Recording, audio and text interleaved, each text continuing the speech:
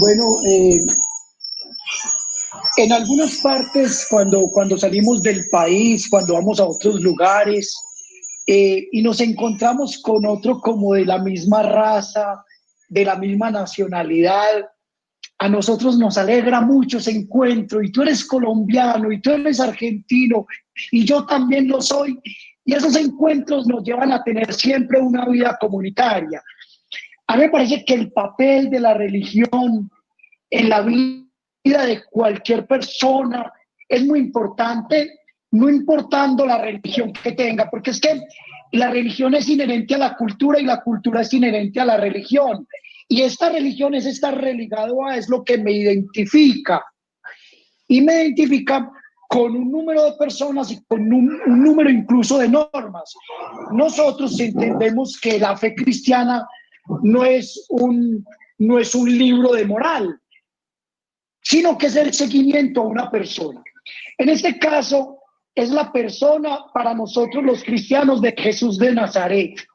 ¿Qué tenemos nosotros que darle al ciudadano desde la fe que profesamos, desde la fe cristiana?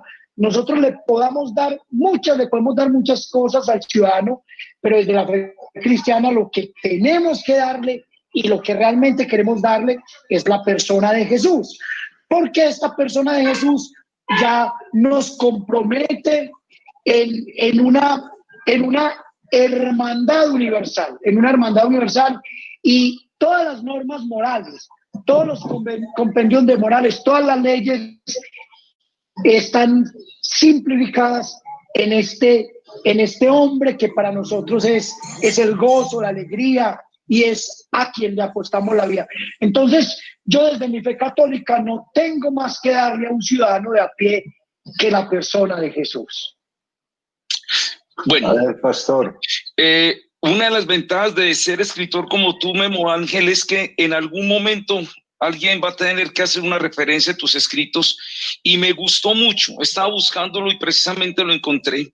Usted en algún momento sacó un escrito en su blog de aparte sobre múltiples cosas del cielo, y me gustó mucho una parte, la voy a decir para responder la pregunta: ¿qué podemos dar nosotros al ser humano, al individuo? Pero entonces quiero tomar esto, lo que en uno de los apartes dice, a ver, aquí dice, voy a leer esto.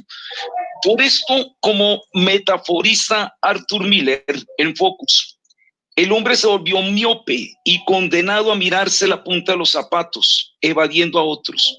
Y este hombre que mira hacia abajo dejó de mirar al cielo. El psicoanálisis lo puso a mirarse al sexo y el capitalismo empresarial al fondo de los bolsillos.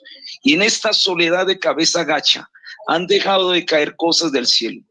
Ya no se ven seres invisibles, y los entes volterianos del micromegas son apenas personajes de juegos virtuales. Me gustó mucho eso es tuyo, eso está en uno de tus blogs. Eso es lo que podemos darle al hombre, que vuelva a mirar al cielo, que vuelva. La teología, si no da teleología, sería vana. Y yo creo que la teología pone a mirar a un futuro, a un horizonte, que quita la miopía de esta vida. La teología me lleva a mirar al que está al lado, a amar al prójimo, como ya había dicho el rabino. La teología me lleva a mirar al cielo, la teología me lleva a mirar al futuro, me amplía la mirada. Entonces, ¿qué podemos dar desde la religión? Podemos dar esperanza, podemos dar propósito de vida, podemos dar consuelo de vida, porque si yo miro solamente esta vida tiene tantos vaivenes, que es tan inestable, tan caótica, tan confusa, que el individuo terminaría igual que el entorno. Pero si yo lo pongo a mirar al cielo, si lo pongo a mirar a Dios, Jesucristo cuando vino puso a mirar al cielo. Él enseñó un padre, y precisamente esa figura de padre me fascina en una sociedad donde ha perdido tanto la paternidad. Entonces, eso es lo que la religión puede ofrecer al individuo. Bueno, mientras estamos conversando, si alguno de los participantes de ustedes tres quiere acotar algo a lo que dice el otro, porque veo que dicen cosas muy bonitas. Entonces alguien dice, mire, yo le acoto esto, le pongo esto, pueden hacerlo. A ver, aquí dice Luis Castrillón, que es el profesor del que yo hablo. Hombre, dice que la tarea de las religiones es mostrarle al ser humano su fragilidad, donde se quiebra. Y es la misma religión la que hace que no se quiebre, pero le tiene que mostrar la fragilidad. Y uno de los problemas que tenemos en las sociedades modernas es que cada vez somos más frágiles porque somos crédulos, no somos creyentes. Entonces, a ver, empecemos por el padre, así damos la vuelta y seguimos por el rabino y terminamos otra vez con el pastor. A ver, padre. A ver, bueno, que dice Luis Castrillón sobre la tarea de la religión es mostrarle al ser humano su fragilidad, eso es verdad. Puesto que, pongamos un ejemplo claro, es en nuestra fe nosotros tenemos lo de la confesión de los pecados. Generalmente estamos hablando de los pecados, de de qué manera transgredimos los mandamientos, la ley, en el caso del judaísmo la Torá, y de qué manera también volvemos a ella. Entonces, yo quiero creer que es una de las tareas, mostrarle la fragilidad, porque también la otra tarea es mostrarle al ser humano la divinidad. Porque si nos estamos mostrando de la fragilidad, nos convertimos en profetas de la desesperación, de la desesperanza. A mí me parece que esto no es una tarea simplemente de crimen y castigo, sino que también es una tarea de sanación, de sanación. Entonces sí, no podemos ser en un mundo que ha perdido los horizontes, que ha perdido la moral, que ha perdido los principios, como decía el pastor Wilson, que ha perdido la paternidad o que ha perdido tantos valores, y en un mundo donde yo soy honesto hasta que no me vean, no podemos sencillamente callar, no podemos ser perros mudos desde cualquier religión en la sociedad. Pero al ser humano también tenemos que desvelarle el don de su divinidad, porque fuimos creados desde nuestra fe a la imagen y semejanza del hombre. Yo creo que ver la debilidad. En algunas partes, cuando salimos del país, cuando vamos a otros lugares, y nos encontramos con otro como de la misma raza, de la misma nacionalidad, hemos hecho un juego entre humanidad y divinidad donde lo humano es malo y lo divino es lo único bueno. Pues si la humanidad es mala, nos hicieron malos. Entonces, mostrando la divinidad en la humanidad de cada uno de nosotros. A ver, señor rabino. Me gustó mucho el comentario de su amigo. Es muy interesante, que es verdad que nosotros en la religión, por ejemplo, ¿no? Hoy yo estoy en ayuno y normal estoy en mi lugar donde siempre estoy trabajando ahora últimamente, y no sé, por ejemplo, tengo frío, ¿sí? Entonces, esto es un ejemplo de que el ayuno es para eso. El ayuno es para hacernos sentir un poquito más débiles y entender y ponernos a reflexionar hasta dónde llegamos, qué es lo que tenemos que hacer y demás. Pero es una parte. Me gustó mucho, como decía recién, es solo una parte, es una herramienta más para un final, para una finalidad que es, queremos que, o sea, nosotros el judaísmo entendemos que la finalidad del hombre es hacer que el hombre llegue a Dios, se parezca, se acerque, disfrute de la dulzura de Dios, como dice el Salmo. Entonces, lo que necesitamos hacer es también mostrarle la fragilidad, mostrarle de que a veces la persona no sale del ego. Yo puedo todo para que salga de sí mismo, y también como herramienta mostrarle las fuerzas que tiene, porque Otro tipo de persona al revés, es la persona que dice, yo no puedo hacer nada, yo no lo consigo, yo un ser limitado, voy a llegar a Dios, acercarme a Dios, un ser infinito. Entonces, como herramientas también se utiliza mostrar la fragilidad y también se utiliza mostrarle la fortaleza, mostrarle, porque eso parece una contradicción que hay, ¿no? Entre una persona humilde y una persona con baja autoestima. Entonces, tenemos que mostrarle por un lado la fragilidad y por otro lado la fortaleza con el fin de que esta persona llegue a Dios, que esa es la finalidad para que disfrute de la dulzura de Dios, como dice el rey David en los Salmos. Espero haberme hecho entender. Bueno, esto se debe mirar desde varios ángulos. ¿En qué sentido? Primero, es paradójico que en esta sociedad moderna, cuando el hombre se siente más fuerte, que es lo que nosotros denominamos humanismo, donde el hombre dice, todo lo puedo hacer sin Dios, yo soy el centro de este universo, es precisamente cuando más se está quebrando la sociedad. O sea, los mismos hechos nos muestran, cuando el hombre se siente fuerte, independiente de Dios, cuando cree que puede hacer cosas por sí mismo, es precisamente cuando más fácil se quiebra. Todos tenemos en la memoria lo que dijo el creador del Titanic, cuando dice, este barco es tan poderoso que ni el mismo Dios puede hundir. Y en su primer viaje inaugural, un iceberg que estaba a kilómetros donde no debía estar, se hunde. Entonces, eso es lo que, cuando el hombre es fuerte, es precisamente cuando es débil. Y eso lo dijo el apóstol Pablo precisamente en 2 Corintios, cuando él hablaba de una debilidad en su carne. Entonces Dios le dice, bástate mi gracia, porque mi poder se perfecciona en la debilidad. Entonces, es una paradoja de la vida. Cuando yo me siento fuerte sin Dios y no necesito de Dios, es cuando más fácil me quiebro. Pero cuando yo reconozco que todo lo visible tiene que depender de lo visible, me fascina incluso los descubrimientos de la física cuántica, me fascina todo esto que está pasando con la física cuántica, cuando dicen que en la materia, lo que existe, lo real, es más lo invisible que lo visible. Desde la misma física ya estamos dándonos cuenta que esto visible tiene que estar sostenido por algo invisible. Y ahí es donde está la fragilidad del hombre. Cuando el hombre entiende que no es solo él el centro del universo, sino que hay un Dios que lo creó, que lo hizo, es cuando el hombre empieza a ser fuerte. Y lo segundo, quería decir, hay dos cosas. Aprendí algo que estaba estudiando en estos días sobre dónde comienza mi evangelio. Mi evangelio puede comenzar en Génesis 3 o mi evangelio puede comenzar en Génesis 1. En Génesis 3 es el hombre caído. Si yo parto desde que el hombre es un caído pecador, entonces ya empiezo con una debilidad. Pero si yo empiezo desde Génesis 1, cuando digo que el hombre fue creado a la imagen de Dios, a imagen y semejanza, que cayó, pero hay que recuperar eso. Entonces esa fragilidad se convierte en una fortaleza.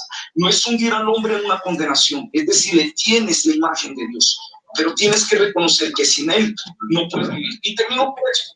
En la creación hay algo bonito.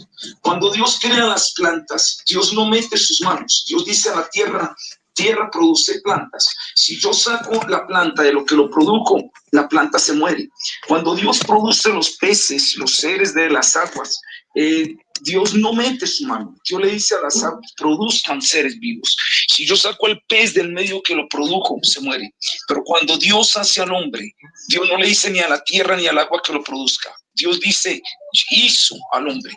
Eso indica que yo sin él, yo lo necesito, porque él es el que me produjo. A ver, ahí hay una cosa muy interesante que me lleva a pensar, y recordé una frase de Aristóteles con relación a las ciudades. Una ciudad tiene que ser un sitio seguro porque el bien común está por encima del bien particular. Y hay una definición de moral que a mí me gusta mucho, y es: la moral es aquella costumbre que se tiene como buena porque no causa dolor. Entonces la pregunta es, ¿cómo ser severo con la costumbre Era la tarea de los profetas, ¿cierto? Si estás haciendo esto, te va a pasar esto, pero sin causar dolor. Porque las costumbres hay que la costumbre. Me permite, sí, claro. Interesante la reflexión que decía Wilson. Decía, porque Dios hizo al hombre. Es muy interesante que en el idioma original, no en arameo, en hebreo, en arameo, como está medio de la Biblia, dice nace Adam, nace es en plural. Dice, vamos a hacer el hombre, y esto es una cuestión también de humildad. Lo primero que cuando hizo al hombre, lo primero que hizo es enseñarle humildad, porque definitivamente si no caemos en esa que estábamos hablando recién, caemos en esa del ego. Y en esto mismo Dios viene a enseñarnos humildad y viene a mostrarnos también que solo no podemos. Entonces, para hacer la creación cúspide, la máxima creación del hombre, necesita nacer el plural, ¿no? Obviamente Dios, nosotros somos monoteístas, siendo Dios, y entonces obviamente que Dios lo está haciendo es para enseñarnos a nosotros eso, y Memo, recién, perdón, la pregunta que dijiste recién del dolor, ya que estoy, perdón, pido permiso para seguir hablando, como que en casa no me dejan hablar, entonces. Entonces, sí, pienso que hay un cuento, una historia famosa, por lo menos a mí me gusta mucho, por lo menos si me escucharon hablar a mí, la han escuchado. Dice que un hombre viaja lejos de su casa y va a trabajar, y después de unos años vuelve para traer lo que había juntado para su familia, y él dice, ¿qué voy a hacer con esto? Bueno, con una piedra, un diamante, un brillante, y lo esconde, agarra una maleta, pone un par de camisas o algo y pone el diamante ahí escondido, que no parezca algo muy suntuoso. Le pareció la mejor forma de conservarlo, de que no se roben piratas y demás, o lo que sea, ¿no? En la travesía. Entonces,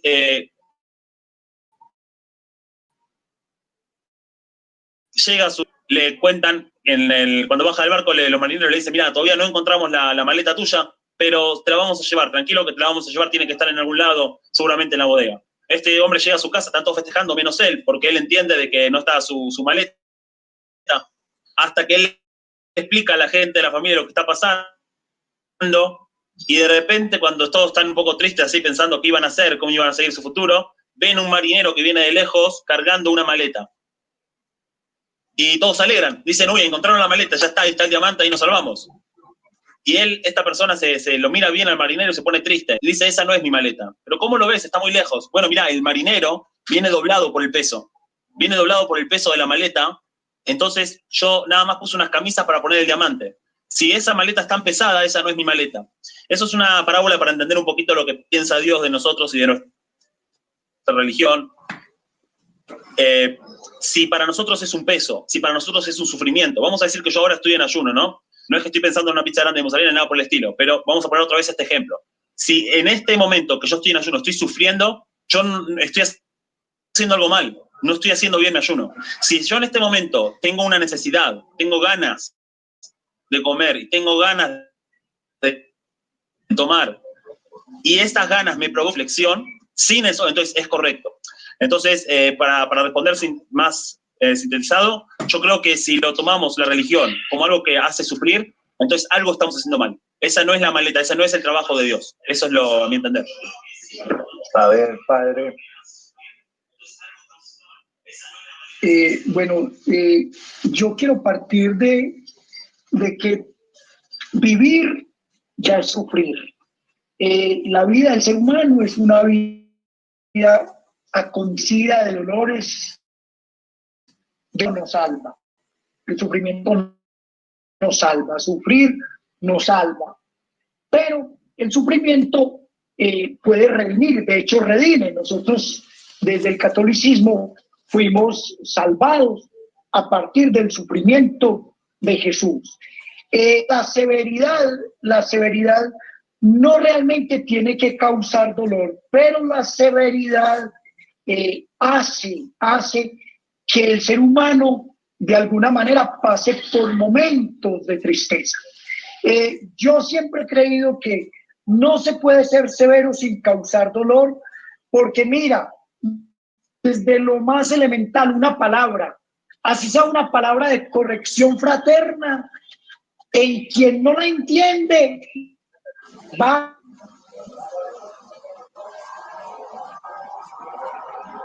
a callar. Pero a mí me parece que la severidad no realmente tiene que ser como conectada con el dolor. La severidad tiene que ir conectada con la asertividad.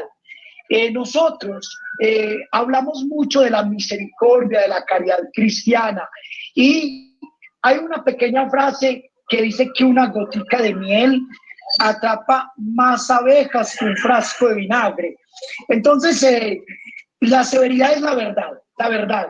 Y la verdad, de alguna manera, siempre en nosotros, aunque cause alegría, siempre causa un sufrimiento, como la palabra de Dios. Es amarga el paladar, pero es dulce, dulce en el interior, ¿cierto? Entonces, aquí cuando hablamos del bien común, del bien particular, de la moral, tenemos que entender que aquel hermano que se equivoca, aquel que yerra, aquel que está no por el camino de Dios o por el camino del bien o por el camino de la Torá, hay que ponerlo en sus pasos, hay que ponerlo con mucha misericordia, pero la verdad a todos en algún momento nos causa dolor. A ver, pastor. Bueno, yo tuve la oportunidad de de criar 4 hijos. Me rindió. Algunos dicen que si no tenía televisión, yo dije que aprovechaba los comerciales. Y es muy interesante que con los 4 hijos, no todos con ellos se hizo el mismo método de severidad. Mi amor hacia ellos es el mismo amor, pero la severidad y el dolor para ellos no fue igual para todos, pero no dependía de mí, dependía de ellos, y de hecho ellos mismos lo sabían cuando yo tenía que reprenderlos, cuando tenía que hacer algún castigo, y yo los hacía ellos conscientes de por qué estaba haciendo ese acto. Nunca yo hacía algo sin explicarles. Les decía, ¿qué hiciste? Dime dónde fue tu falta, dime dónde fue tu error. Y entonces me decían, fue esto y esto. ¿Tú crees que mereces un castigo? Y ellos llegaban a la conclusión, sí, porque hice esto. Después del rato, cogía y los abrazaba y les decía, hijo, los amo, pero si yo tengo que aplicar esta norma, porque si yo no te las aplico en casa, el mundo te las aplicará diferente. ¿Por qué pongo este ejemplo? Si nosotros, siendo padres malos, que eso es lo que dice la palabra de Dios, Jesús dijo, si vosotros siendo padres malos sabéis dar buenas dádivas a vuestros hijos, ¿cuánto no más vuestro Padre Celestial dará el Espíritu Santo a los que se lo pidan? O sea, Dios es el Dios bueno. Entonces, las normas de Dios no son severas para atormentar la vida del hombre. Por el contrario, precisamente las normas de Dios son para que el hombre no sea atormentado por otras cosas.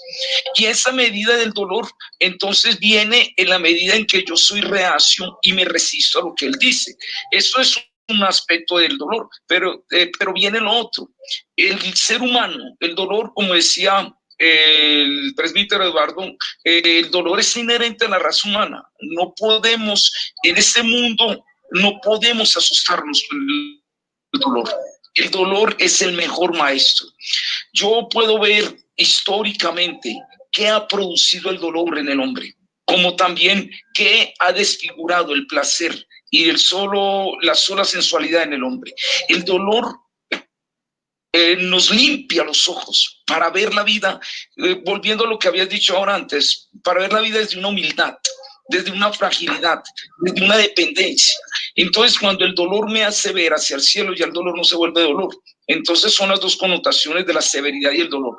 Uno, ¿por qué unos sufren más que otros? A mí me dicen, ¿por qué un Dios tan bueno permite que niños se mueran de hambre en el África? Y yo les digo, ¿por qué en el África prefieren adorar una vaca en vez de comérsela? O sea, entonces el problema no es Dios. El problema es el hombre que se ha alejado de lo que Dios decidió Entonces, muchas veces el dolor que nosotros vemos que es dolor fue un dolor porque yo no quise obedecer, pero el dolor en última instancia trae beneficio, trae bendición, porque es un muy buen maestro. Perdón, voy a intrometerme de nuevo. Voy a hacer una aclaración. Parte de ser judío y de estar condicionado, ¿no?, a aprender a ser rabino, es estudiar el Talmud. El Talmud se trata de una discusión, vamos a decir, de ideas, no una pelea, ¿sí? No, entonces voy a exponer mi posición y tal vez no va a ser exactamente igual, pero quiero decir que esto me enriquece, porque si yo lo escucho a usted, el señor Wilson, o el pastor, o el presbítero, voy a crecer, voy a aprender algo nuevo, y creo que eso va a enriquecer el diálogo. Entonces también los invito a discutirme, sí, así me seguro que voy a aprender mucho de ustedes. Entonces, una cosa que quiero decir es que, ¿sabe? Tenemos gente muriendo de hambre acá también en Colombia y en Argentina, y no adoran las vacas, digamos. Es difícil para mí creer que no sé, como que toda la culpa o toda la cosa, nosotros sí entendemos un Dios misericordioso, un Dios que solo da, y que nosotros nos merecemos las cosas. Pero tenemos que entender también que a veces entonces, existe Dios, ¿dónde estaba Dios, no? Entonces, yo no me pongo en esa posición de abogado de Dios. No creo, Moisés no lo hizo, nadie se puso a defender a Dios, por lo menos en el judaísmo, ningún profeta, a decir, mira, hay hambre por este motivo, porque realmente como humanos limitados, seguro que hay un motivo, pero como humanos limitados no lo entendemos. Y Dios quiere, a veces, Dios nos creó con estas limitaciones para que lo sirvamos con nuestras limitaciones. Entonces tenemos que entender que hay preguntas, y la pregunta no es mala, la pregunta es muy buena. Como la discusión, es algo muy bueno, porque si tenemos una buena pregunta, ya tenemos una parte de una respuesta, ¿no?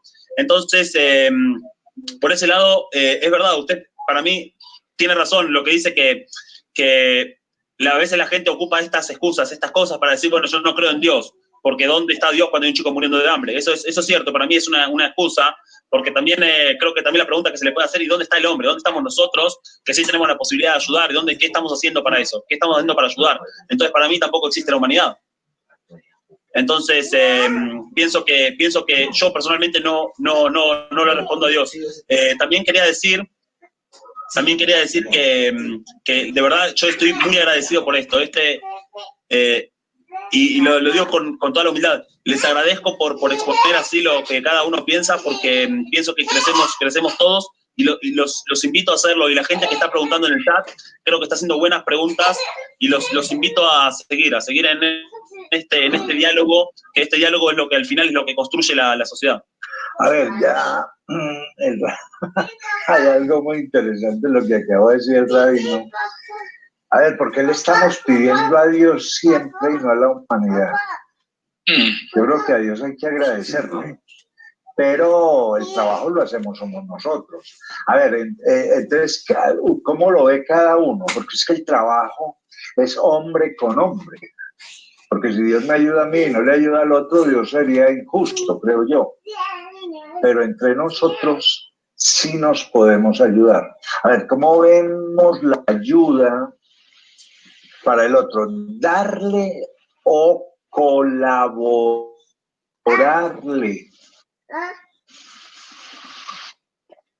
Que son dos cosas muy distintas. ¿Quién empieza? A ver, padre, usted si quiere empiezo yo. A ver, hágale. En estos días precisamente yo le decía a la gente, acá en el templo, vía estos medios, les decía, hey, por favor, no le pidamos a Dios que nos quite la pandemia, porque Dios no es un Dios antipandemia, y no le pidamos a Dios que nos quite el hambre. Yo, ahorita cuando el pastor Wilson hablaba en África, yo tuve el gozo de vivir en África 6 años allá con un hermano que posiblemente Memo, que conoce tanta gente, lo conoció, mi gran hermano Carlos Alberto Calderón. Sí, claro. Tuve la oportunidad de compartir con él los últimos días, y la gente se muere de hambre porque es gente, no porque adoré a la vaca, a Mamón, a Jesucristo. La gente se muere de hambre porque es gente, porque todavía en un mundo con tantos recursos hay muchas injusticias. Le decía a la gente, no le pedimos a Dios que quite la pandemia porque Dios no tiene las penúltimas palabras. Dios tiene la última palabra, no la penúltima. La última palabra de Jesús, de Dios, fue que sacó a Jesús del sepulcro, lo sacó, ¿cierto? No, nunca lo bajó de la cruz, ¿cierto? Entonces a mí me parece que el mundo lo construimos también nosotros. Darle a la gente, Memo, es ofrendarle, es ofrecerle. En la vida cristiana nosotros tenemos las obras de misericordia, y en Mateo 25, 31 y 46 es muy claro. Dice: venid benditos de mi Padre, porque tuve hambre de comer y tuve hambre y me diste de comer, tuve sed y me diste de beber. Señor, ¿cuándo te vimos con hambre, con sed, desnudo, enfermo, en la cárcel y te hicimos? Entonces él dice: siempre que lo hiciste con uno de mis hermanos más pequeños, a mí me lo hiciste, ¿cierto? Entonces yo siempre he concluido a partir de ese texto que las obras de misericordia no son hechas al hermano, sino que son hechas al mismo Dios. Entonces, una cosa es darle, y dar puede caer en un paternalismo. En África muchas veces de la ONU o de la iglesia nos llaman camiones de comidas, y yo lo guardaba y les decía: bueno, entonces vamos a ver qué vamos a hacer con esta comida. Cuando hay hambre hay que sacar, porque el estómago de los pobres no tiene restricción ni de espera. Pero una cosa es dar, y dar nunca ha dignificado a la persona humana. Dar es lo que ha empobrecido a nuestros países africanos y latinoamericanos. Dar.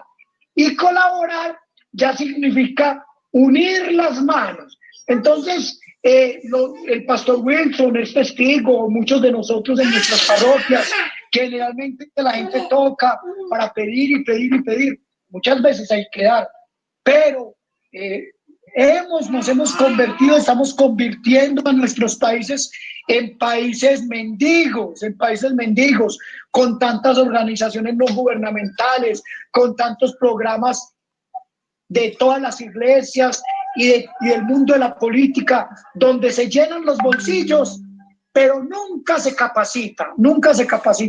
Ahorita cuando preguntabas del papel de las religiones, el papel de las religiones también es capacitar. En la teología latinoamericana se decía que tenemos que ser la voz de los que no tienen voz, y eso ya está mandado a recoger. Nosotros lo que tenemos es que empoderar a la gente para devolverle la voz al que la ha perdido. Entonces a mí me parece que hay que buscar es la colaboración, que es un trabajo mancomunado, volver a las mingas, volver al trabajo comunitario. Nuestros barrios en Medellín se hicieron y se siguen haciendo a partir de un trabajo comunitario, como es la fe, que empezábamos con ese tema. A ver, bueno, pastor. Sí, yo diría, si de la Biblia, de los 66 libros que tiene la Biblia, de los 1183 capítulos, de los 31.163 versículos, si me dijesen: pastor, sáqueme de todo eso la esencia del mensaje, la esencia de esto, yo tomaría las palabras de Jesús. Y eso está en Mateo capítulo 22, versículos 34 al 40, cuando él dice: amarás al Señor tu Dios con todo tu corazón, alma, mente y fuerzas, y a tu prójimo como a ti mismo. Creo que ahí está la esencia de todo. Hay una mirada vertical hacia arriba, donde yo tengo que depender de Dios, y esto ya lo hablamos, pero hay una mirada introspectiva hacia mí. Yo debo tener una identidad y una posición para mí mismo, pero una vez que yo tenga esa mirada hacia arriba y esa introspección para mí, el amor a mí mismo, entonces debo amar a mi prójimo, y ese prójimo no es el prójimo bueno que me gusta, es el prójimo, todo el que está alrededor mío. Entonces yo no puedo pretender ser colaborador y ser dador a esta sociedad de entorno si primero yo no soy una persona que tengo amor para dar? Eso es lo que yo siempre he dicho. El amor construido en sus tres direcciones. Un amor vertical hacia arriba representa mi fe en Dios, un amor interno hacia mí, que es la introspección, y un amor horizontal, que es la construcción de sociedad. El problema es que tenemos individuos que no se aman a sí mismos, individuos que no dan un peso por sus vidas. Ese individuo que no se ama a sí mismo va a ser incapaz de amar al prójimo. Pero ¿por qué el individuo no se ama a sí mismo? Porque no ha oído a Dios, que fue el que lo creó. Entonces, la construcción de esa comunidad, de esa colaboración, se da cuando yo me muevo en esos tres amores. Esa misma parte la dijo Jesús en Mateo 7:12, cuando dice: lo que queréis que los otros hagan contigo, hacedlo con ellos también. Si con esa sola norma viviéramos, nosotros podríamos construir sociedad.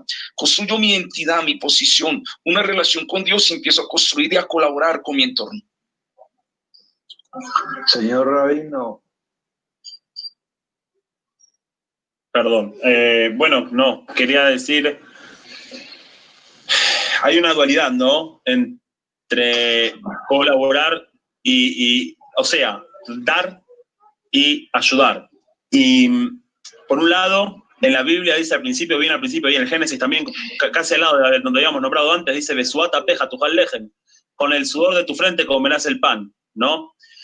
Entonces, esto nos indica que el ser humano está diseñado de una manera que naturalmente le hace bien trabajar, necesita trabajar. Si nosotros simplemente le vamos a dar, ese es un poco lo que dijo mi compañero, perdón, no recuerdo, Eduardo.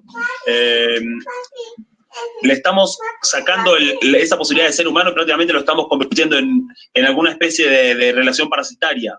Y eso no es bueno, no es bueno. Ahora también, obviamente, tenemos que entender que hay personas que sí necesitan, con alguna discapacidad, con alguna cosa, sí necesitan de la ayuda y no vamos a recibir nada a cambio, y también hay que ayudar, por supuesto. Pero la mejor ayuda, nosotros creemos que la mejor ayuda no es darle el pescado, sino enseñarle a pescar. Darle a la persona las herramientas psicológicas y también físicas en este mundo para que pueda trabajar, para que pueda valerse por sí mismo. La mejor caridad es darle un trabajo a la persona, darle una forma de que se valga por sí misma. Y quería decir también que hay una frase hasídica, una de las vertientes del judaísmo, que es el hasidismo, que dice que tu espiritualidad se tiene que basar en el material, en lo mundano de tu compañero. Quiere decir que yo puedo ser una persona muy espiritual, y yo creo mucho, por ejemplo, vuelvo al ayuno de hoy, tal vez porque tengo hambre, creo mucho en mi ayuno de hoy, que es un día triste, pero si yo voy a estar acá con la cara larga y amargado y repartiendo a todo el mundo mi tristeza, entonces ahí voy a estar pecando también. Porque por un lado, mi espiritualidad me dice que tengo que estar hoy un poquito más triste, pero por otro lado, mi compañero no tiene por qué recibir eso. Entonces, a veces viene una persona y nos dice: hey, me quedé sin trabajo. Y entonces nosotros ahí nos volvemos santos, nos volvemos ángeles y le decimos: confía en Dios.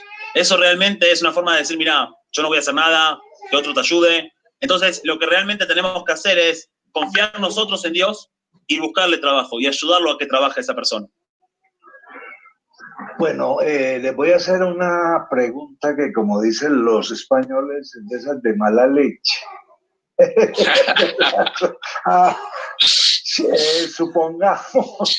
Supongamos que Dios se aparece y dice: por favor, no sigan hablando de mí. ¿Las religiones qué harían en ese caso? ¿Quién quiere responder? Bueno, yo la diría muy simple. Si es el jefe el que lo manda y nos aseguramos que es el jefe, hay que hacerle caso al jefe. O sea, el jefe dice cuándo hablar, cuándo callar. El jefe dice cuándo ir, cuándo no ir. Entonces, cuando hay una obediencia absoluta al Señor de los cielos, en la Biblia se ven esas órdenes paradójicas de Dios. O sea, esto no es una pregunta solo de mala leche. Es que hay momentos donde Dios, cuando Dios le pide a Abraham que sacrifique a su único hijo Isaac, estaba yendo en contra de todo lo que podía Abraham en su mentalidad humana enfrentar. Sin embargo, lo lindo de la obediencia de Abraham es, no entiendo, va contra mis sentimientos, va contra mi lógica, va contra mi estructura doctrinal, pero lo lindo de Abraham es que él obedeció. Entonces yo, Memo Ángel, yo te diría, si sabemos que es el jefe, al jefe se le hace caso, si dice hable, hable, calle, calle, entonces callaríamos. Esta es mi respuesta. A ver, pues, Memo, usted siempre tan sarcástico, entonces no, ya no cambió, ya no cambió. El tema es nuestras religiones en la construcción de las ciudades o de ciudades. Yo creo, siempre he creído que todo ser humano tiene 5 necesidades fundantes: lo cognitivo, lo afectivo, lo sexual, lo comunitario y lo espiritual. Eso es lo que hace que un ser humano crezca y llegue a cierta madurez. Yo le tengo una muy mala noticia, Memo Ángel, porque aunque nuestra fe cristiana católica es monoteísta o nuestra fe está basada en Dios, incluso nuestros hermanos mayores en la Torá encuentran, si usted mira qué es la religión, es antropocéntrica. Igual al ser humano no hay que hablarle solamente de Dios, al ser humano hay que hablarle del ser humano. ¿Por qué? Porque en el ser humano, en nosotros, está la esencia. Es como la señora esa que se le perdió un billete de 50.000 y entonces entró al templo de acá de San Antonio de Prada a buscarlo. Y yo le pregunté, señora, ¿por qué busca ese billete acá en el templo? Y me dijo, es que se me perdió. Y yo, ¿pero dónde se le perdió? Aquí. No, allá afuera. ¿Y por qué lo busca aquí? Es que aquí hay luz. Ella igual tiene validez en buscar donde haya luz. El billete posiblemente, si no encuentra ese, encuentra otro. Pero la fe cristiana y todas las religiones deben tener como centro al hombre. Porque, ¿qué nos ganamos nosotros? Y el rabino decía, yo no me voy a poner a defender a Dios, que se defienda a él, ¿cierto? ¿Qué nos ganamos nosotros con defender a Dios, con hablar de Dios, cuando la grandeza de Dios o la divinidad de Dios o el querer de Dios es que el hombre crezca, ¿cierto? Entonces, posiblemente eso es que Memo está jugando de profeta. ¿Para qué? Para que nosotros reconstruyamos la divinidad del ser humano, la antropología del verdadero hombre. Bueno, no sé qué pasó con Memo, si no lo estoy viendo, pero bueno, voy a hacer de cuenta que me dio la palabra y voy a hablar. Creo que lo que estaba diciendo recién es muy, muy importante, muy interesante, y voy a complementarlo con algo. Memo dijo, ¿qué pasa si viene ahora Dios y dice, no hablen más de mí? Para empezar, nos quedamos sin trabajo, así que les paso el currículum, les paso la hoja de vida. Y después le digo, no, si ya lo vieron a Dios diciendo, no hablen más de mí, yo imagino la única situación posible es porque el ser humano llegó a una condición de que vea a Dios. Entonces nuestro trabajo ya estaría realizado. El ser humano ya llegó a ver a Dios. Eso creo que es el trabajo de la religión, ¿no? Es entrenar nuestra mente, por decirlo, nuestros ojos para entender, pero entrenar nuestra mente a ver a Dios en cada cosa.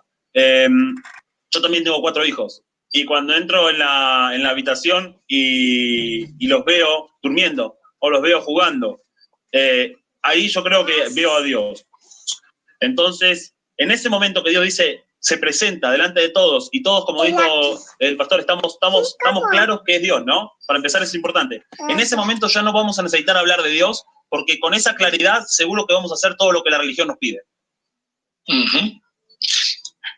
Bueno, no sé, Leonor, ¿será que Memo Ángel sí está por ahí? Parece que se desconectó. No sé, espérate, ya lo voy a localizar. Sigan ustedes. Voy a aprovechar para llenar el terreno. Voy a hacer una pregunta que hizo acá el público. Hablaba sobre, y lo que dijo recién el presbítero, ¿Qué pasa con defender a Dios, ¿no? Ese tema de la Guerra Santa. Pero creo que ahí lo estoy viendo a Memo. Me parece interesante esa pregunta. Hola, perdón, que se fue el internet y todo esto, pero ya uno se mantiene tranquilo cuando sube, cae. Entonces, estaba hablando el rabino algo que le oí sobre... La Guerra Santa. Se habían planteado el asunto de la Guerra Santa. Sí. La Guerra Santa tiene dos acepciones. Una es la lucha que yo emprendo contra mis propios errores. Es una lucha permanente. Y eso es una guerra santa, porque es la guerra que me mejora. Y la otra ya es estas guerras que nosotros vemos terribles y que de pronto me va a servir para, ya que estábamos ahora hablando de, bueno, ¿qué harían las religiones si Dios dice no hablen más de mí? ¿Cuál es el sustrato moral que les queda? ¿De qué hablaríamos? Y creo que de pronto no profundizamos bien ahí.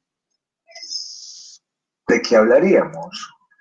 ¿Cómo construiríamos si Dios no nos permite hablar a través de Él? Pues ya no es lo que Dios quiera, ya no. ¿Qué queda de las religiones? No sé quién quiera.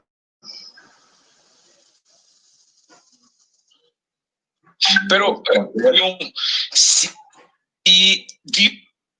Dios dice, ya no hay que hablar más de mí, es porque ya Él apareció en persona. Y si ya Él apareció en persona, ya se acabó la función de nosotros, porque la función de Él que todavía no se veía. Si ya Él aparece, entonces ya nosotros somos secundarios, ya nosotros quedaríamos relegados. Entonces, la esencia de la religión es que precisamente Dios dice, mientras me ven, ustedes sean los que hablen de mí. Pero si ya llega Dios y dice, ya no hable más de mí, es porque ya Él está en persona. Entonces, el extracto de la religión es la persona misma de Dios. Entonces ya no habría que hablar más de Él. Es lo que yo puedo decir.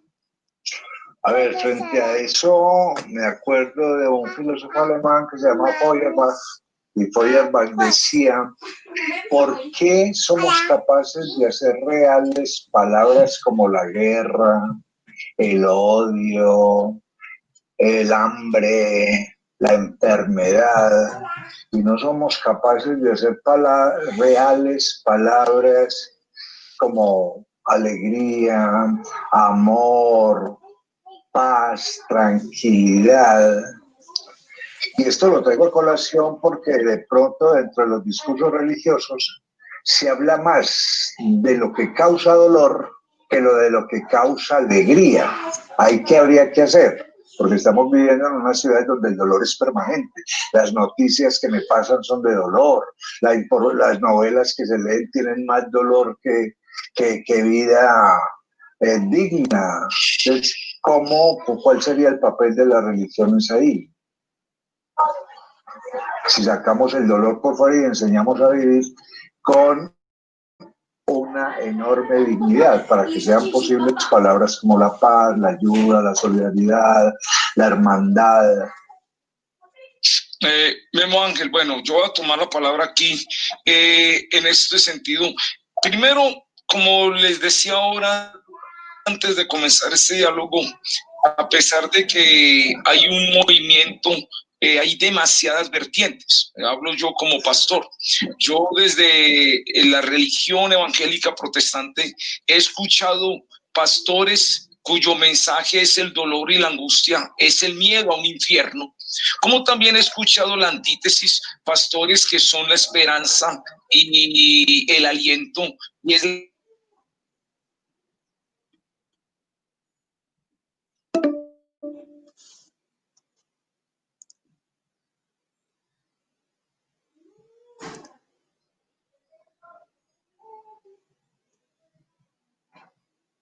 Cógelo.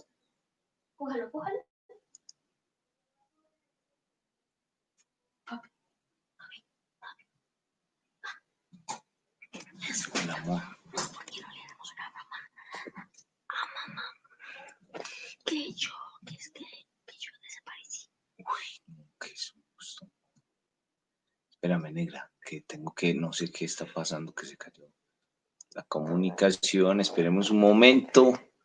Vamos a volver a establecer esta comunicación. La comunicación. Esta llamada se está grabando. Sí, así es. Vamos a solicitar unirnos. En silencio, con cámaras apagadas, unirse. Volvemos. Es que estoy transmitiendo. Vivo en directo. Sí, mi amor. Entonces usted escucha, espera que ya su voz, papá, en este su momento voz. pueden escuchar la voz. El ser humano. Debiéramos ser comunicadores de la buena noticia. A ver, señor Rabino. No, estoy de acuerdo. Una vez un profesor amigo, varias veces, es la frase de él, dice, a veces yo trabajo en un colegio y nos dan instrucciones, ¿no? A veces el profesor dice, es verdad, tenemos que hacer caso de todo lo que dicen las instrucciones, todo es correcto, nos están dando buenos consejos, pero realmente el que está enfrente al aula, una vez que cerramos la puerta, somos nosotros y tenemos que enseñar lo mejor posible de la manera que podemos. Creo que es esto, creo que cada pastor, cada rabino, cada líder espiritual va a enfocar la religión, depende de cómo él la ve, ¿sí? Y esto es lo bueno, lo genial, es que hay muchas diferencias. En este caso, personalmente, yo entiendo que la religión judía intenta siempre ver el lado positivo. Siempre hay que tratar de enseñarlo desde el lado positivo, del lado de la paz, desde el lado del amor. Nosotros sí, creemos en el cielo y el infierno, creemos en el castigo, creemos en la recompensa, pero creemos que vivir de acuerdo a ciertas normas nos trae una consecuencia que es esa recompensa. Entonces, creo que la sociedad hoy en día debería ver esto, debería ver la religión, como lo dije al principio, como una herramienta para poder ver ese amor, esa paz y esa unidad. A ver, padre. Bueno, yo quiero hacer énfasis en tres cosas particularmente. 126. Y es que hay una queja a nivel mundial, es que dice que la religión nos condena para luego salvarnos. El hombre solo sabe pecar, yo soy un pecador y solamente si pertenezco a X, a esta iglesia católica o a esta otra iglesia o a este otro lugar, solamente allí encuentro la salvación. Y entonces entramos a formar parte de una iglesia donde sí, tenemos y todos los lugares tienen mandatos, mandamientos, reglas, y es muy importante. Pero yo creo que hoy nosotros estamos llamados a ver el hombre en su conjunto, a saber que el hombre anda en búsqueda y ha andado en búsqueda de sentido. Nosotros como Unamuno seguimos siendo los eternos atormentados, ¿cierto? Los eternos atormentados. Entonces, yo me pongo a mirar estos avances de la tecnología y a mí me produce escozor que en este mundo tan tecnológico, con tantas formas de comunicar, es cuando el ser humano está más solo. Ha habido de escucha, ha habido de quien lo escuche. Yo quisiera, y de lo bonito del coronavirus, es que ya no tenemos casi discursos, ya no tenemos casi predicaciones, ya no tenemos casi homilías, y nos hemos ubicado en la escucha atenta del ser humano en su situación, en su guerra interna, en su hambre, en su enfermedad, en su soledad. Y a partir de allí hemos producido, y yo creo que venimos produciendo alegría. Miren, como la alegría que le da a alguien cuando tú lo escuchas y después lo abrazas y le das palabras posiblemente severas, pero también palabras que le marcan el horizonte. Ese es uno de los papeles fundantes de nuestra fe, ayudar a producir paz interior, a producir alegría, a producir esperanza, porque una fe cualquiera que sea que no produzca esperanza, entonces no es una fe, no es fortaleza, se convierte simplemente en una desdicha para el ser humano. Bueno, ya que vamos como terminando para las preguntas, les voy a hacer una pregunta. Si a cada uno de ustedes le dijeran, haga una ciudad o al menos un barrio, haga un barrio. sea, No le pongo. los protestantes de los Estados Unidos hicieron ciudades enteras. Ojo. Sí, bueno, vuelvo y tomo lo que dije de pronto al inicio, no sé si estábamos al aire o fue después, que lo que causó la reforma protestante. O sea, la sociedad está construida de individuos, pero la construcción de un individuo está en la moralidad que él tenga. Entonces, hoy, si fuésemos a construir, suponiendo que fuésemos a comenzar desde cero y estuviésemos totalmente aislados, muchos pensarían en infraestructura física. Muchos dirían, bueno, necesitamos infraestructura física. Otros pensarían de pronto en los recursos que hay en la tierra para canalizarlos y todo. Y todas estas cosas son importantes. Pero yo creo que hay ya ejemplos en la historia. La misma Constitución de los Estados Unidos, los colonos que llegaron, una de las primeras cosas que ellos establecieron para crear comunidad fueron los principios y los mandatos de Dios. Porque vuelvo y retomo lo que digo, si no hay sala,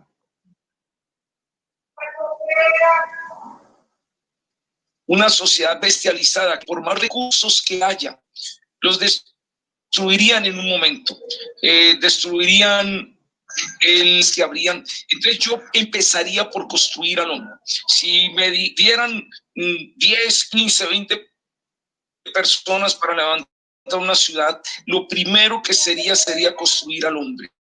Los principios que nos van a regir, las normas que nos van a regir. Y como dijimos antes, solo la palabra de Dios es la única.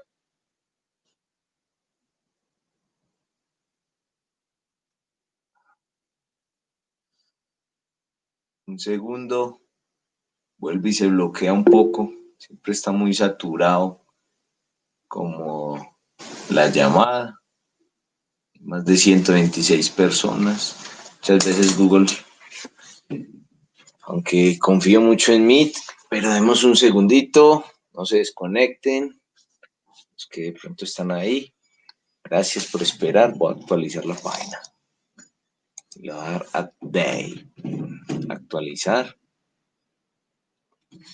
Wilson, ahora sí.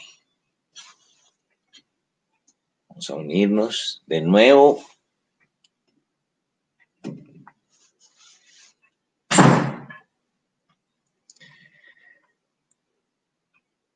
Bueno, aquí vamos nuevamente. Apagamos cámara y apagamos mic. Apagamos cámaras. Meet, voice, micrófono.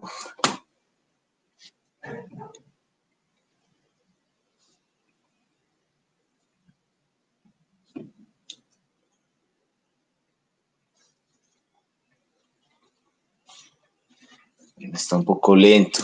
Hay que esperar un segundito.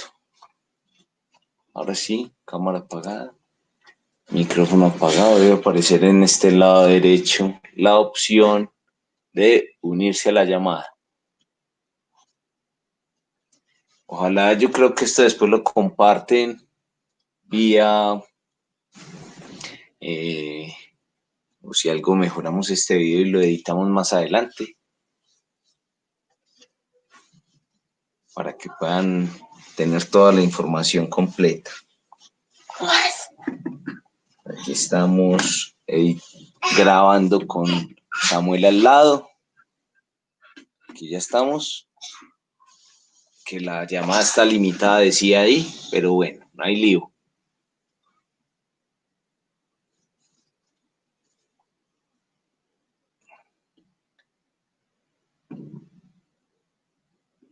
Ahí volvemos. 126 usuarios conectados.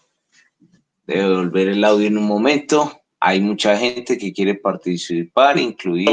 Con lo que dijeron, creo que es muy importante. Yo le voy a decir el ejemplo básico que puedo utilizar para explicar cómo sería un barrio o una ciudad de acuerdo al judaísmo. Es un poco, no en todo, ¿no? No estoy de acuerdo en todo, pero un poco el Estado de Israel. Hoy tenés un Estado que se fundó por judíos, para judíos teóricamente, y gracias a Dios tenés viviendo en ese Estado católicos, cristianos, musulmanes, bahá'í, lo que sea, ¿sí? No es una teocracia, no es un Estado donde se dice o mi Dios o la muerte, ¿sí? Creo que eso para empezar sería en mi ciudad ideal sería una democracia, porque vemos que otra forma de gobierno, aunque la democracia no es perfecta ni mucho menos, pero otras formas de gobierno nunca funcionaron. No son bastante peores en realidad. Por otro lado, creo que sí, pasarle mucho hincapié, mucho énfasis en lo que es la justicia, la policía. Como dijeron mis colegas, ¿no? Si no construimos al ser humano, podemos construir el barrio que sea. Pero, por ejemplo, en Argentina se dio el caso de que construyeron casas para personas que no trabajaban y demás, y vivían en la calle, y agarraron los parqués, el piso de parqué. No sé si acá se sabe lo que es parqué, madera, ¿sí? El piso de madera lo usaron para hacer el asado. Entonces, vos podés darle lo que sea a un ser humano, podés darle el mejor barrio del mundo, pero si no lo construís como persona primero, entonces es un problema. Entonces también mucho énfasis en lo que son los colegios, las escuelas y los centros culturales, ¿no? Bueno, entonces para dar las preguntas, me ocurrió otra también de esas de... Mala leche. Digamos, si las leyes del Estado están por debajo de las leyes religiosas, ¿usted qué haría? ¿Qué le diría a su gente? ¿Cumpla cuáles leyes?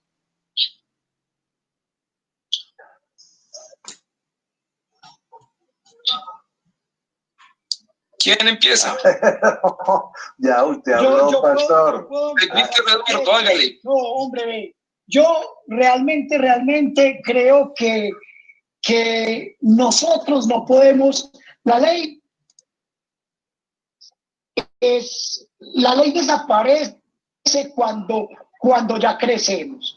No podemos comportarnos siempre como niños. Es decir, a mí no me tienen que estar vigilando para que yo no me pase el semáforo en rojo. Cuando era como niño me trataban como niño. Ahora que estoy como adulto, pues que me traten como lo que soy como adulto. Entonces aquí no son tanto las leyes religiosas.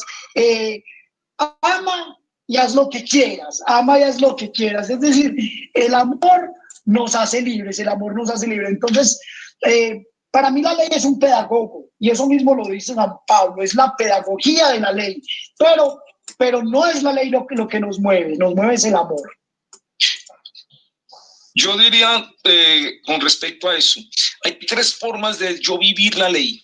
Una ley externa que me la imponen y entonces me vuelvo un sumiso a la ley que me imponen.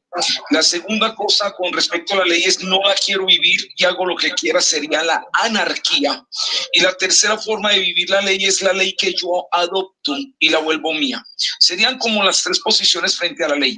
O me vuelvo un anarquista y no quiero cumplir las leyes, o me vuelvo un total sumiso y lo que diga el Estado y lo que digan las leyes y todo, o yo soy ley por mí mismo.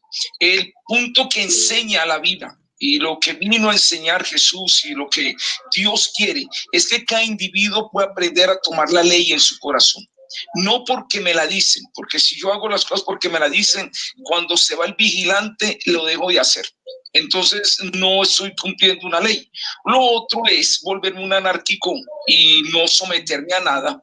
Y yo creo que el ideal es que la ley sea un placer vivirla, cumplirla, porque la ley no obliga al hombre. Precisamente cuando uno está bajo la ley del Dios, es precisamente cuando más libre es. Jesús dijo, conoceré la verdad y la verdad os hará libres.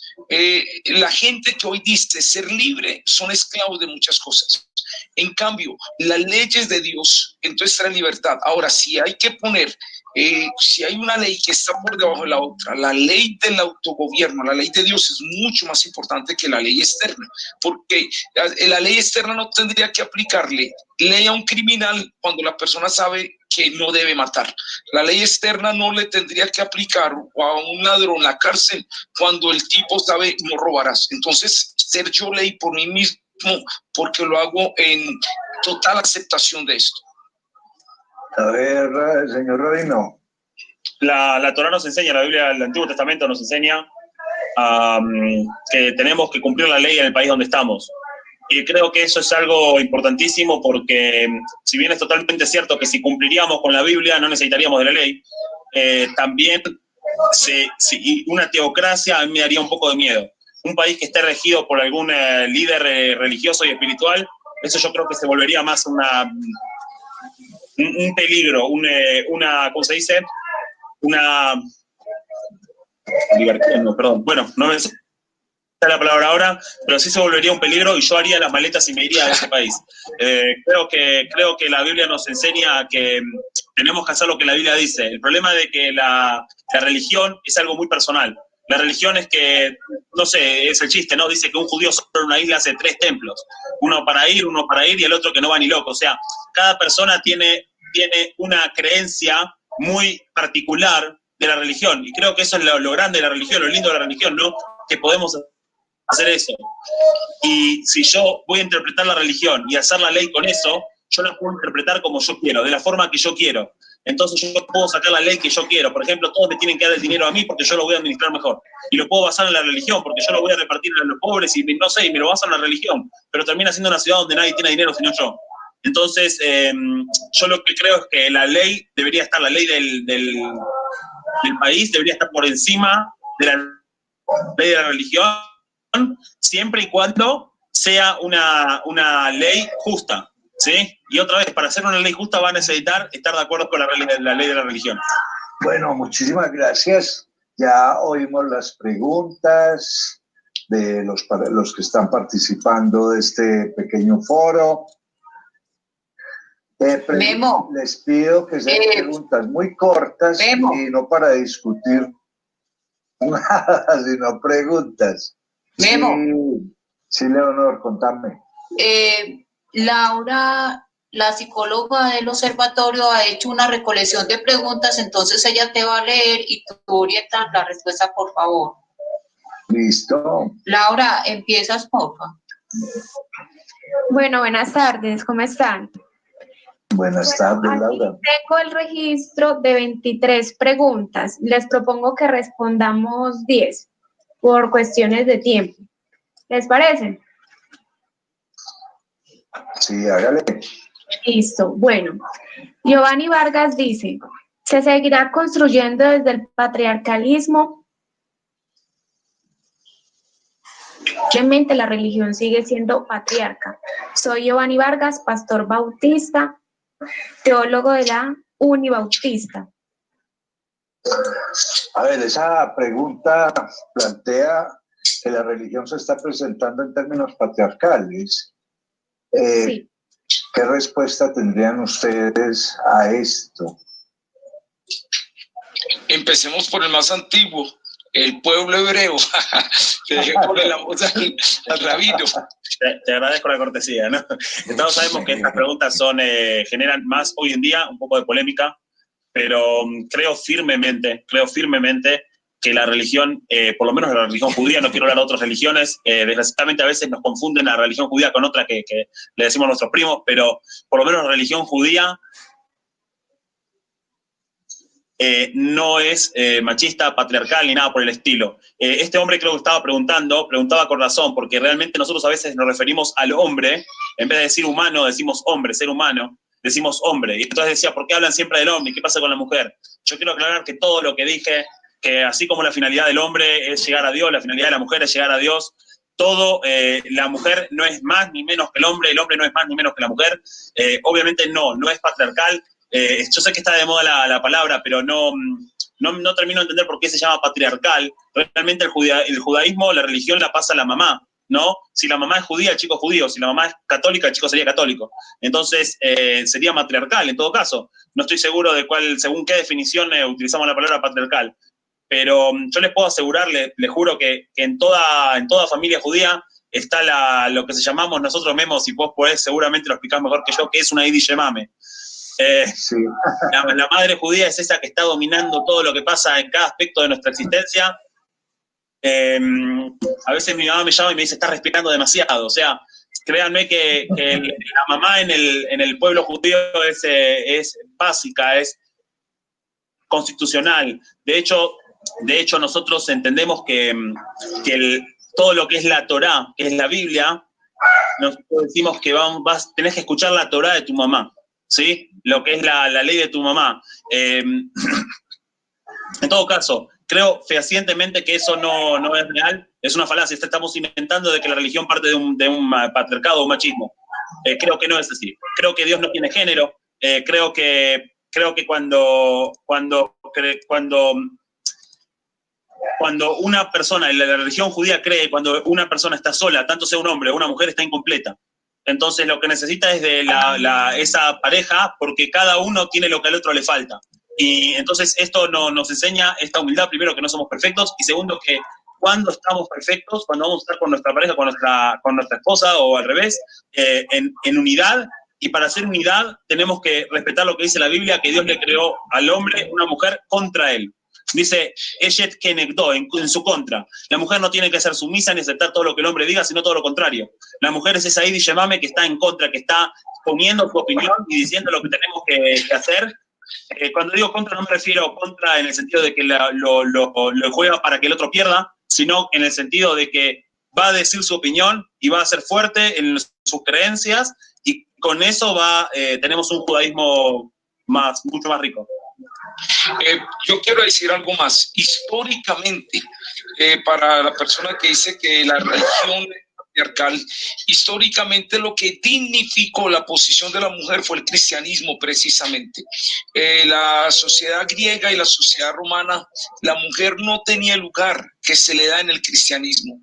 Y como dijimos al principio, es las mismas raíces hebreas. La mujer es dadora de vida. La vida no puede ser con el hombre solo. La vida es un hombre y una mujer. Y la imagen que Dios puso, él dice que hizo varón y hembra conforme a su imagen y semejanza. O sea, no hubo ninguna excepción. De pronto, si por el léxico son más formas dialécticas que uno utiliza, pero no es que hay una discriminación. Y bueno, quiero aclarar algo también. La mujer occidental es la que dice que la mujer oriental es la que está más sometida y que no le dan derechos. Pues quiero decirle a las mujeres occidentales, es aquí en Occidente donde más se minimiza la mujer. Aquí es donde la mujer se toma más como un objeto sexual, porque desde el pensamiento hebreo, desde el pensamiento bíblico, la mujer tiene valor delante de Dios.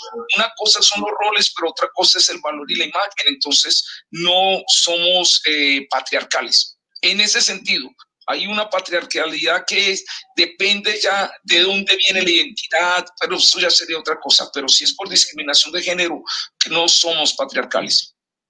A ver, padre.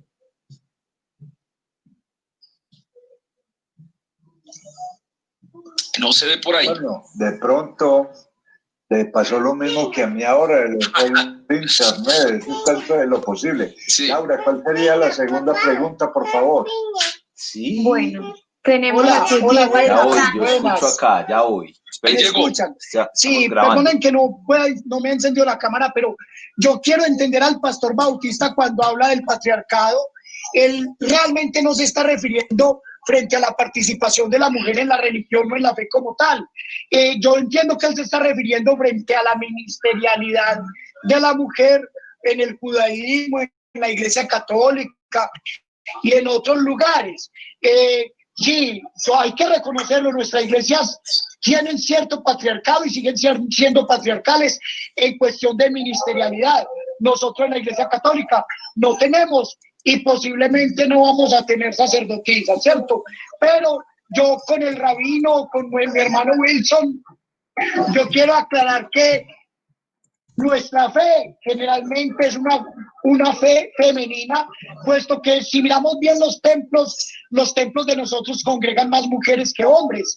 Y la fe, como dice el rabino, es una fe que nos llega por la mamá. Listo, Laura. La otra pregunta. Yo quería, ante todo, perdón, quería hacer una aclaración chiquita. Sí hay rabinas mujeres. Memo, usted conoce a mi esposa y sabe el trabajo claro. que realiza en la sinagoga.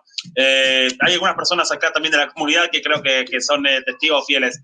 Mi esposa da cursos. De hecho, este Brillo de Torah es el canal de YouTube mío. Entren y van a ver que hay cursos completos de mi esposa. Mi esposa, les digo honestamente, es mucho más religiosa que yo.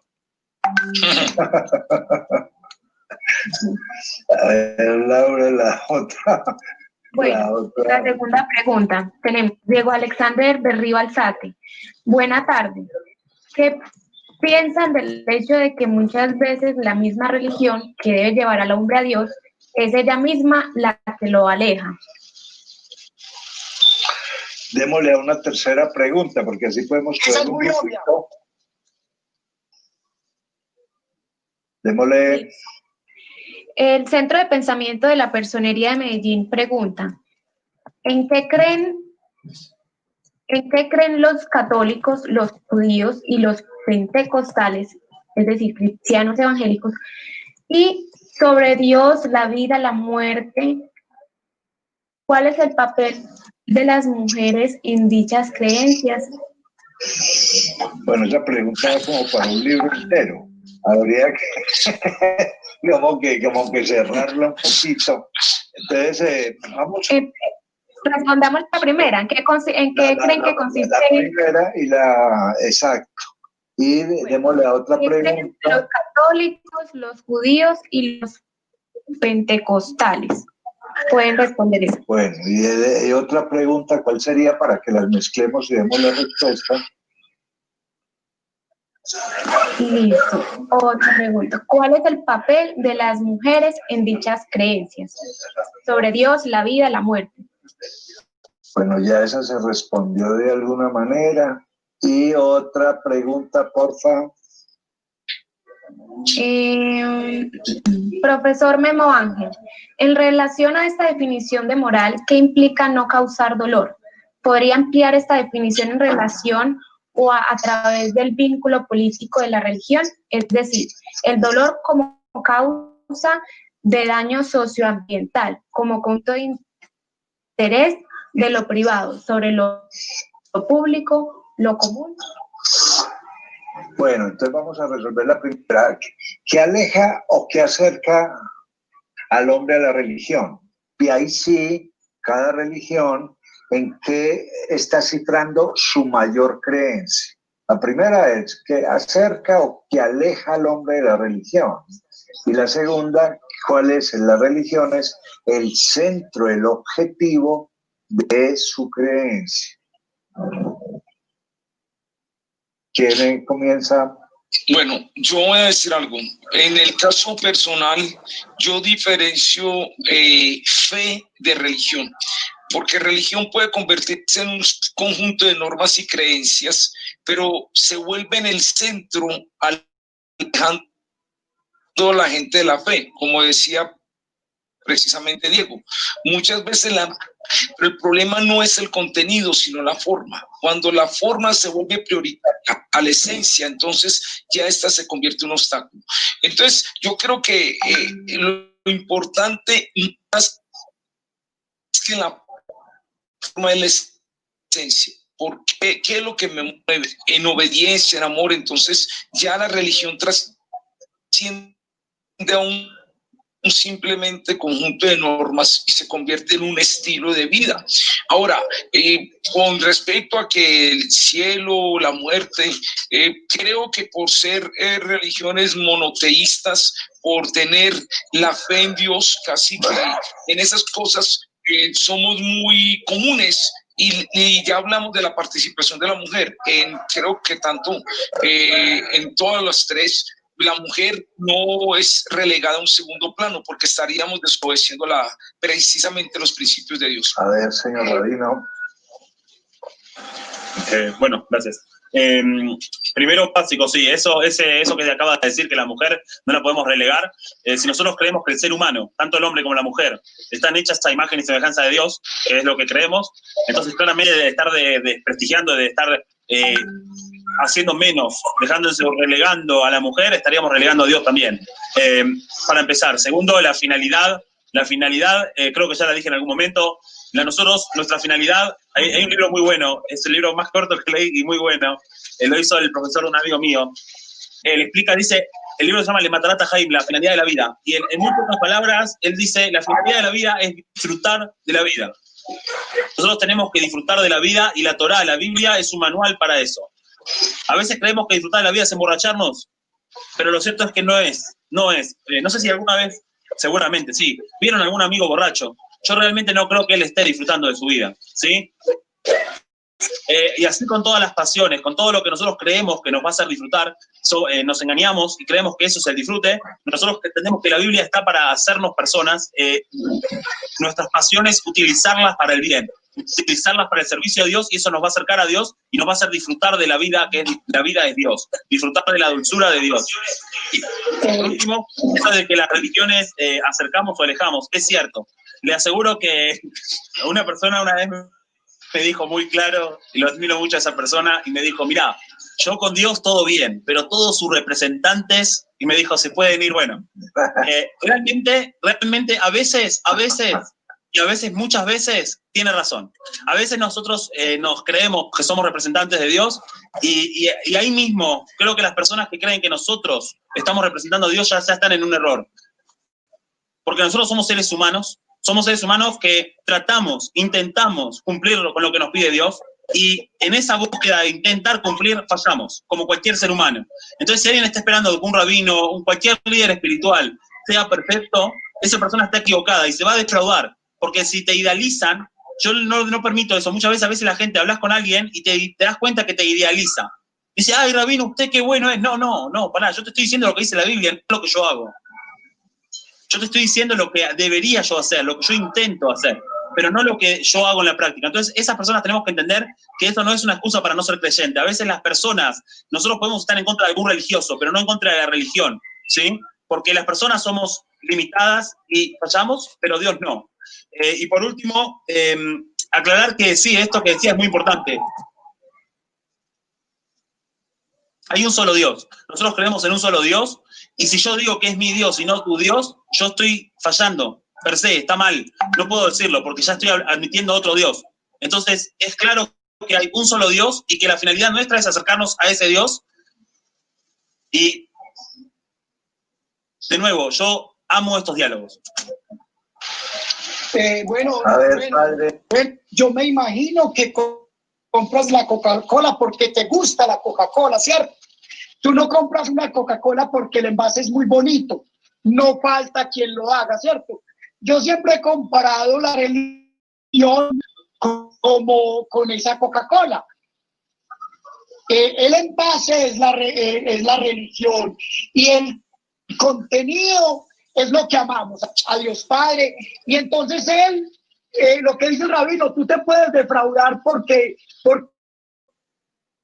yo no soy el santo que tú quieres, porque a ti se te olvida mi humanidad, porque nosotros recorremos cielo y tierra para ganar adeptos, y después con un mal ejemplo nos escandalizamos y nos echamos. Pero no te preocupes, a mí no me preocupan los cristianos, los católicos, los musulmanes, los budistas, aquellos que se van de la fe porque en un ser humano pusieron la fe.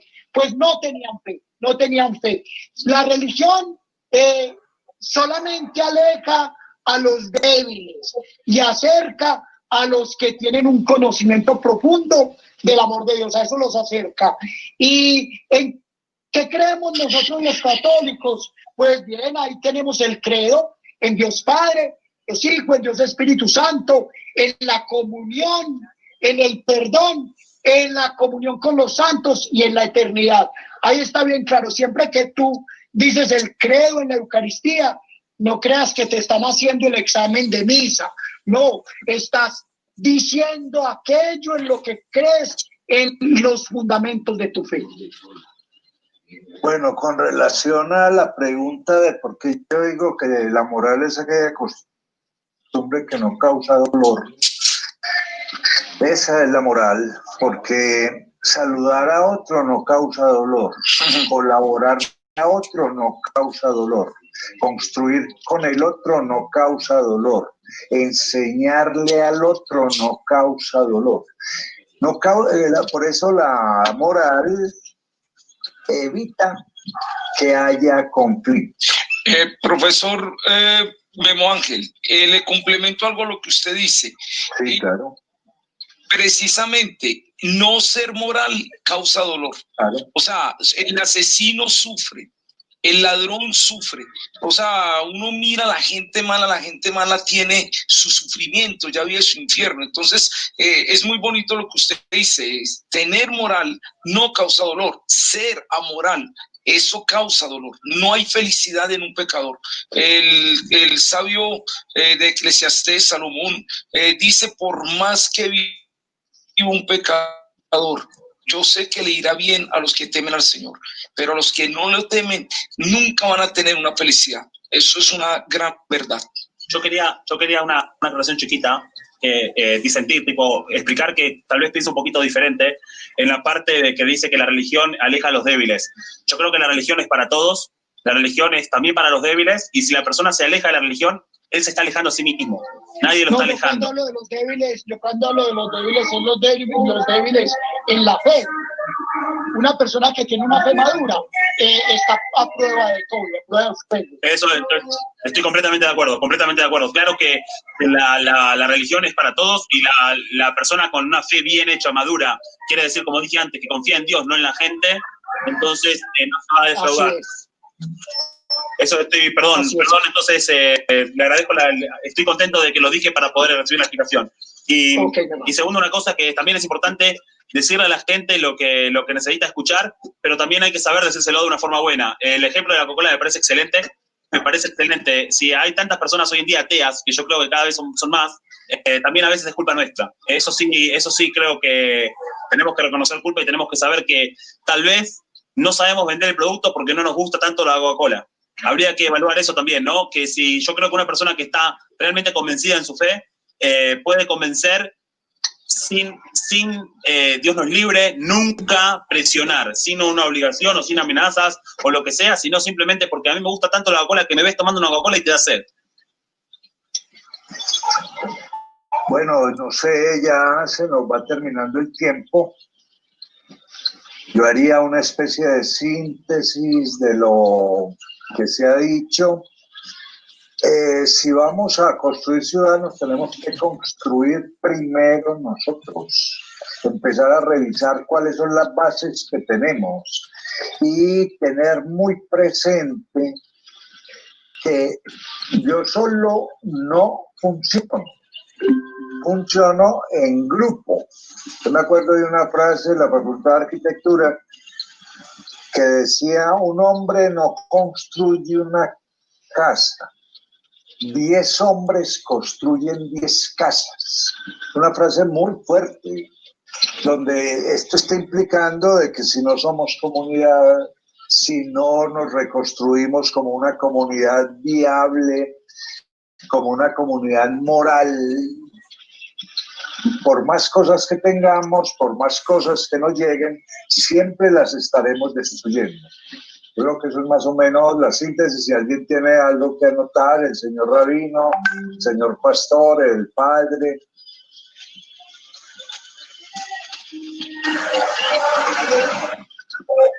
No, yo simplemente quiero agradecer por este diálogo. Quiero agradecer por este encuentro, por este diálogo, porque a mí me parece que esto también es un testimonio de construcción y reconstrucción de nuestra sociedad y sobre todo de nuestra ciudad. Querer vivir de una manera uniforme en un mundo que cada vez es más plural, no solamente es imposible, sino que es un pecado. Hoy, antiguamente, todos los que estábamos en el metro éramos paisas. Ya en el metro nos encontramos alemanes, americanos, gente de todos los lugares. Entonces, el mundo cada vez es más una pequeña aldea global en donde todos tenemos que estar y vivir en paz y sobre todo vivir en comunión, y dar ejemplo de unidad. La construcción y reconstrucción de nuestra ciudad no solamente depende del mundo político, del mundo social, del mundo económico, sino que nosotros los pastores, los sacerdotes, los rabinos y todos los líderes religiosos, o más que los líderes religiosos, las comunidades de fe, porque yo no soy líder religioso, sino una comunidad de fe, nos tenemos que reconstruir mutuamente y de esa manera aportamos no solamente a la paz, sino que hacemos más fácil y más visible ya no hablar de guerra, ya no hablar de odio, de rencor, sino hablar de gozo, de alegría, hablar de hermandad. Entonces, por lo pronto, simplemente agradecerles a todos, a Memo, al hermano pastor, a Wilson y a mi hermano Rabí, al rabino judío y a todas las personas que participan en este foro. Muchas gracias por la invitación. Bueno, y yo iba a decir algo más. Yo también estoy agradecido por estos espacios, a Leonor, a y quiero decir algo más. Recuerden la ley real de Jesús. En eso se resume toda la ley moral. Mateo 7:12, lo que usted quiere que hagan con usted, hágalo con los demás. Y Mateo 22:34-40, amarás al Señor tu Dios con todo tu corazón, con toda tu alma, mente y fuerzas, y a tu prójimo como a ti mismo.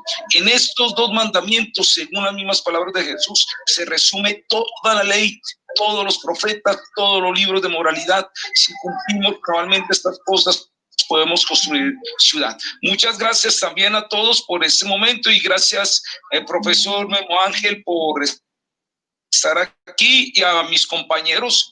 Yo soy un admirador del pueblo hebreo, sus cosas, y tengo amigos que son judíos y aprendo mucho de las costumbres hebreas, y yo pienso que todos tenemos esa fe que nos une, ese Dios al que nosotros amamos. Bueno, muchas gracias. Yo también aprovecho para agradecer a mis colegas también, de verdad. Siento que aprendí de ustedes y quería decirle que lo único que quería decir, que recién dijo, amarás a tu prójimo como a ti mismo. Tenemos que saber que hay una enseñanza muy linda en esto, que lo dice el Antiguo Testamento, ¿no? Amarás a tu prójimo como a ti mismo, está en el Talmud también. La cosa muy interesante es que yo a mí me conozco y yo sé mis falencias. Yo, aunque sé bien mis falencias, me amo, me respeto. Entonces, eso es lo que tenemos que tener con el otro. Aunque no piense igual, aunque no sea perfecto. Así como vos no sos perfecto y te amás, tenés que amar al otro con sus imperfecciones o con sus diferencias. Les agradezco a todos y los invito, entren a Brillo de Torá y van a poder entender un poquito más de todo lo que traté de explicarme rápidamente en este encuentro. Bueno, queremos agradecerles a cada uno de ustedes su presencia, al pastor Wilson, al rabino John, al padre Eduardo y a Memo su magnífica moderación. De verdad que estos eventos, estos conversatorios son importantes porque ustedes aceptan amablemente esta invitación que nosotros les hacemos. Muchas gracias a todos. Gracias. Una buena tarde y que todos sigamos